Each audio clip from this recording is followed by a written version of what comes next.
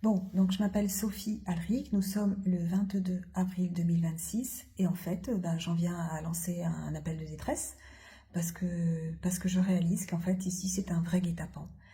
Franchement, j'ai voulu croire que ils allaient comprendre mon affaire, etc. J'ai eu une petite lueur d'espoir là, sachant que j'ai été internée, donc je vous le rappelle, hein, le 20 avril 2026 à 10 heures du matin, alors que je voulais sauver mon fils. Et sur des mensonges évidemment de son père qui a appelé le SAMU 31 en disant que je devais être internée et qu'il y avait une ordonnance contre moi, un jugement. Donc j'étais embarquée par 2 ambulanciers, 3 policiers. Voilà, et je n'ai vu aucun document. Pourtant, mon médecin généraliste a appelé pour dire qu'il n'y avait aucune raison que je sois embarquée. J'ai plein d'éléments. De toute façon, on a toutes les preuves et vous les avez, les preuves. Et croyez-moi, il y a plein de personnes qui ont mon dossier. Donc, je les distribue un peu partout, hein. Donc, voilà. Les preuves de tout, je les ai. Je ne mens jamais. Je prouve tout ce que je dis.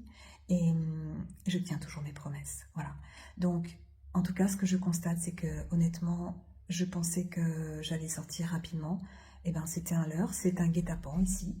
Euh, voilà, ce qu'ils veulent en fait, c'est me faire tourner bourrique. Ils essayent de me dire le chaud, le froid, et les médecins, hein, je dis, euh, notamment celui qui est ici, là, que je vois dans cette clinique Beaupuy, qui s'appelle Monsieur Martin Bénard, docteur Martin Bénard, que je pensais être à peu près, on va dire, objectif lors du premier entretien d'hier.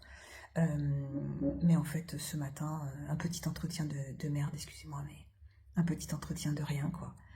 Juste pour me dire que finalement ils peuvent me garder et que ils trouvent que vraiment oui, il y a nécessité à me garder comme les psychiatres qui m'ont vu précédemment, m'expliquant que finalement il n'y a pas de délai de 72 heures, j'aurais pu être libérée avant.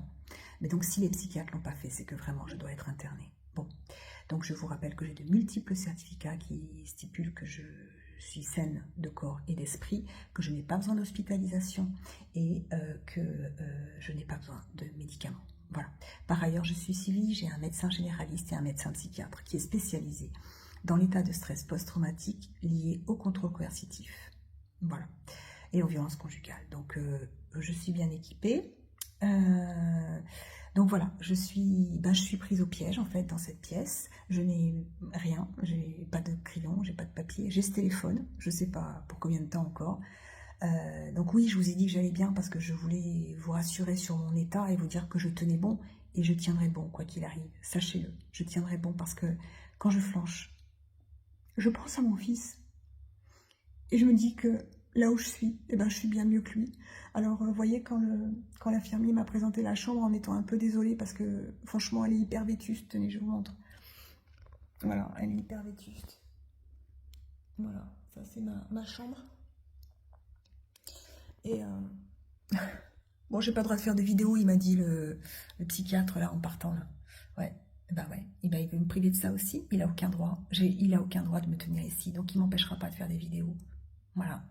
Donc, voilà, donc je voulais vous rassurer, mais je disais à l'infirmier quand il s'est presque excusé, je lui ai dit, vous savez, quand je pense à ce qu'endure mon fils, je pourrais rester ici pour le reste de ma vie et être heureuse. Si je le sais libérer et sauver, je vous en prie.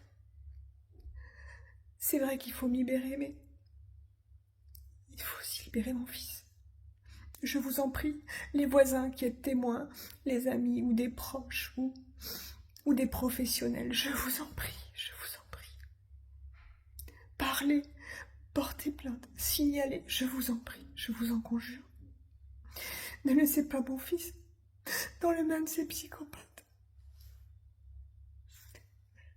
Je pleure parce que je suis triste. J'ai le droit d'être triste. Il y a des moments où je ressens de la colère. J'ai le droit de ressentir de la colère. Ça ne veut pas dire que je suis malade psychiatrique. Ça aurait plutôt tendance à montrer que je suis saine de corps et d'esprit.